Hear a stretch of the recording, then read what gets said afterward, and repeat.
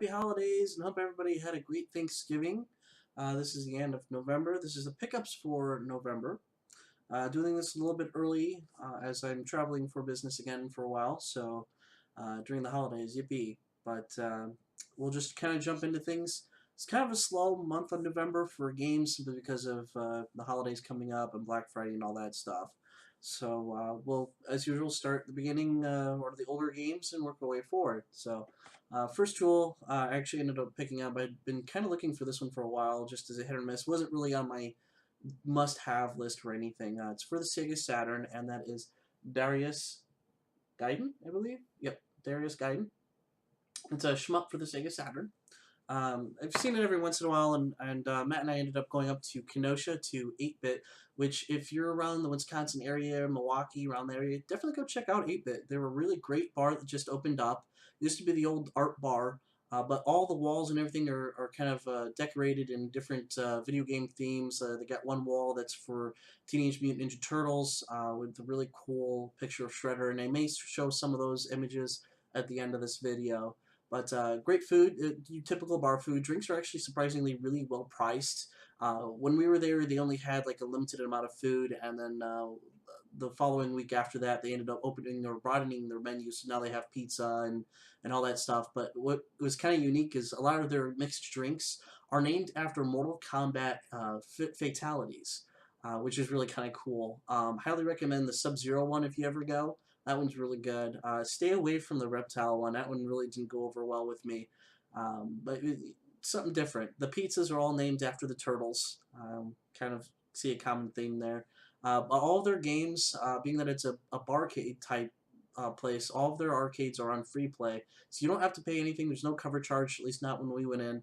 It does get a little crowded during the evenings, but if you get there in the earlier times around 4 to 5, it's usually pretty empty. You can get right up and play all the games you want. They do have a limited selection of different games. They also have 4 pinball machines too, which is really kind of cool to see some of those.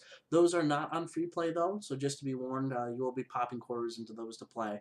But great.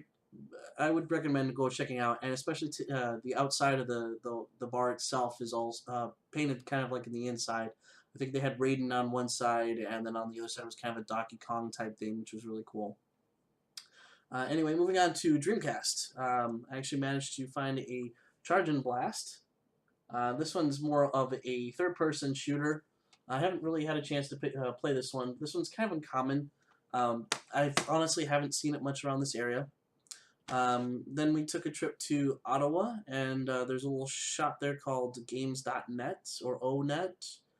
Really cool place. They actually have arcade machines that they do sell, and you can also play them too. And again, that's in Ottawa. But I ended up finding Spider-Man, which is one I was having troubles finding. This is supposedly one of the better Spider-Man games, so the Dreamcast has one of the better ones. I also got lucky and found Rush 2049, finally. Another game I had been looking for. And then this game I found, and then I thought I had it, but when I got back, I checked my library, and sure enough, I didn't have it, and that's Army Men Surge's Heroes. Found this one for, I think, $8. That was also at the same place that the Darius Gaiden came from as well. And I believe that place was called Coliseum. That's up towards Kenosha as well. They're more catered towards board games and Magic the Gathering, but they do have half of the store, which was all video game stuff. The prices were pretty decent. They did have a lot of rare and uncommon ones. They had a long box Resident Evil, which I hadn't seen in some time, the Dreamcast, Saturn stuff. They had more Saturn games, unfortunately, because I was short on cash. I didn't pick those up, but it was pretty cool. On to some more modern stuff. Um, I actually took a trip recently to Schaumburg to GameWorks with John from John's Arcade and Greg and Win from Arcade Impossible. We trekked down there and we went to Galloping Ghosts and GameWorks and check out their channels, because I think John said he would have his up here by Sunday, which would be tomorrow. So you'll find out some of the cool things that we did and some of the people we met. So, but while we were at GameWorks, Win and I kind of walked off, and we ended up kind of playing some of the games everybody else was drinking down at the bar. And one of the games I played was called Raising Storm, which was a light gun game. It was actually really fun. I really enjoyed it. So I came back home afterwards and did a little research on it to see if it was actually released in consoles. Sure enough, it was back in 2010, no less. So it's actually an older game, but I'd never seen it at GameWorks before. So it seems like a new game to me anyway. But I did find out it was released on the PS3 under the Time Crisis name, which in the arcade it was not under Time Crisis, but it had the same elements. This one has actually destructive environments, which is really cool. You can just keep shooting. You have unlimited ammo, which is kind of cool. Basically, you have a shield that comes up instead of popping down behind objects that you would in the other Time Crisis games. It is a little more fast-paced. You got more guys coming at you than usual compared to the Time Crisis stuff. But it was a really fun game. This one actually comes with 3 games in one. So aside from Raising Storm, you also get Time Crisis 4, the arcade version, and something called Dreaded Pirates. Which Dreaded Pirates is actually really fun.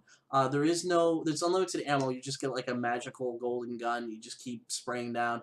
I actually made it up to the 3rd level on 3 continues before hitting a game over.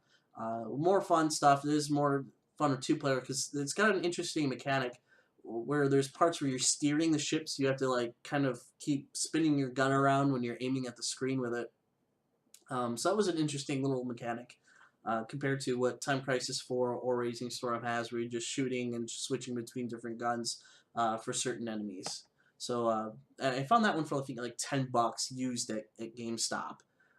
So if you're into light gun games, and I would suggest picking that one up. Also for PS3, I ended up importing this one. I was really excited to hear about it, but of course, due to licensing fees, licensing and all that stuff that's different here in America, I highly doubt this is coming out in the U.S. But I ended up picking up Dengeki Bunko Fighting Climax. This is a really cool 2D fighting game with a bunch of anime characters from various Dengeki Bunko anime, such as The Devil's a Part-Timer, Black Bullet, and I don't remember who else, but I think there's a couple of various characters I know of, but I haven't really seen the anime. I did recently start watching The Devil's a Part-Timer, and it's actually a really funny anime. So if you're into that stuff, it is by Sega, and if you're into those anime, particularly, seek out this game if you can import it. I'm not sure how hard it's getting to find other than it's an import, which obviously we don't have it here in the US. That was a fun one. Big month for Vita games. I really like the Vita system. It's probably one of my favorite handhelds above the 3DS, and I think with these here, it actually tops my 3DS library. But I picked up Tales of Hearts R. This is going in my backlog. Haven't had a chance to play this one yet. Target was also having a sale throughout last week and this weekend. I think there may be some sale. If you're looking for some of the older Vita games, I think they're like $9.99. So for $10, you can get a bunch of different games. I think most of the Lego ones were on sale, but I ended up finding the last copy of Gravity Rush, and I had this for PS Plus, so I have played a little bit of this, but I wanted a physical version because I no longer play for PS Plus, and for $10, I couldn't pass it. I also ended up picking up Ultimate Marvel vs. Capcom 3. Simply because of the fact that this is now out of print and it's getting harder to find. I think it still goes for $22 at GameStop used. So for $10, it's like half the price and brand new. It was really worth it. I do have Ultimate Marvel vs. Capcom 3 on Xbox 360, and I think I also have a copy for PS3 too. I also picked up Sonic All-Stars Transformed. This one will definitely be going on with me for trips that I take for those long flights, because this is actually a really fun game. I also picked up Hatsune Miku Project Diva F, rhythm game. This is much better than the first one. First one was only on downloadable version for the Vita. I do have it on PS3 and physical. But what's unique about the Vita version is you have the ability to use AR, or augmented reality. And they included a card here for Miku, which is by this Way Schwartz collector card game system. I've never really heard of it until this, and I did a little research on it. It was different. The other unique thing is this Vita actually came with an instruction manual. I've never seen a Vita game come with an instruction manual, but it's in different languages, and it of course gives you information on how to play the game, aside from the manual that's included in the game. So I thought Sony was restricting companies from doing that, but being it's Sega and they tend to break the rules a little bit, I'm not sure what caused them to do that, but that was kind of fun. I also ended up picking up, of course, Sonic Boom Shadow Crystal for the 3DS. I've not had a chance to play this one. It's been getting kind of really mixed reviews. Some people are saying it's better than the usual Sonic games, but yet also at the same time crap. So I don't know. I guess I'll get to it and see my impressions. Along with that pre-order, you also got an exclusive Sonic character. So I don't know. Big deal. It's going to go back in the cabinet here. Last two items I have. I guess we'll do a short or quick unboxing, but I ended up getting the limited edition of Persona Q, Shadow of Labyrinth. This is kind of a cool little box. Backside has a removable flap, so you can see the two protagonists from P3 and P4 there. Here is the one side, the protagonists, and I think these are the two characters who are exclusive to this game, but it's kind of funny she's eating a corn dog there. But inside you get, let's see here, you have an art book, which is kind of cool. It's got this little spider thing, and I don't think the light's going to pick it up, but the web shines when the light hits it. Oh, there you go. You can kind of see it there a little bit. It's kind of cool. Backside, same thing.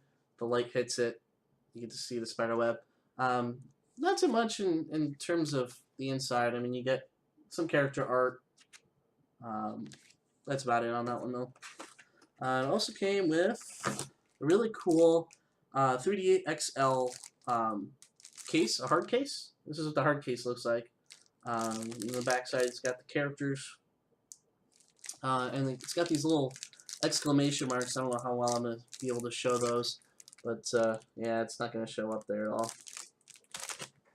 Also, of course, you get the tarot cards.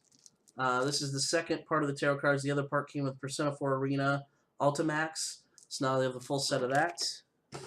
A limited soundtrack. I think it's got four songs on it. There's a protagonist from Persona 3, and on the back side is you from Persona 4. And the game itself, which is basically like the box. So, but that's all there is on that one. Last one, I actually ended up getting, because I'm a sucker for it, the limited edition Atlas Persona Q Tower 11 3DS XL, which actually looks pretty cool. Yeah, why not? We'll open this one too, because this has got a cool little box that you can actually open and close. So this one will become my main XL. I'll probably end up retiring the other one that I have, simply because this one looks really cool. It's got a really cool design to it. Let's see where I'm gonna put this. Get this out of the way. And usual comes with the power adapter and all that good stuff. And here is the 3DS itself. So here is the front. Actually, it looks better this way. It looks like an actual Grimoire book, which is kind of cool. The inside, nothing too fancy to look at, just your basic black insides. And in the back, it's got all the characters. So, yeah, that's kind of cool. I don't think it has anything else. I think it's just your basic black 3DS. So, yeah. So that's it, actually, this month. I'm not sure how next month's going to shape out to be, again, because I'm traveling. I likely won't have too much, but we'll see how Christmas comes. I don't really expect too much during Christmas. So that's it for now. As always, I thank you guys for watching. Comment, like, subscribe, and we'll see you guys next time.